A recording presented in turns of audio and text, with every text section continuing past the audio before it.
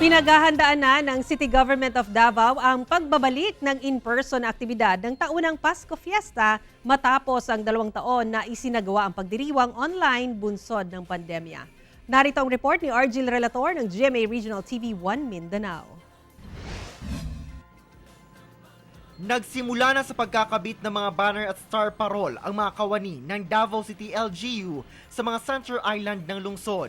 300 na star paroles na gawa sa recyclable materials ang ginawa ng mga person deprived of liberty ng Davao City Jail.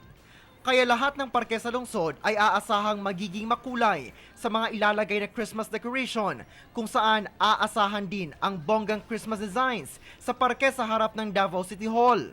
Ito ay bahagi ng taunang Pasko Fiesta celebration ng Davao City. Ang team natin para sa Davao City for the Pasko Fiesta 2022 is Fairyland. So despite Fairyland na punta ron. So in 2 years, nag-white Christmas na due to the pandemic. Simple lang atong decoration. But then sa karon nga year, so murag bubawi ta.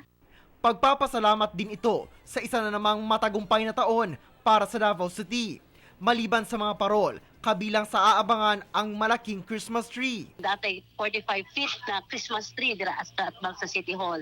So na ang organizer na TV mapping, so kanang TV na mapping castle dira, himuon na siya og Christmas tree. So surprise na siya no nga pagabuhaton. Dahil sa mas maluwag na restrictions, sisimulan ang in-person na mga aktibidad sa Pasko Fiesta ngayong December 1.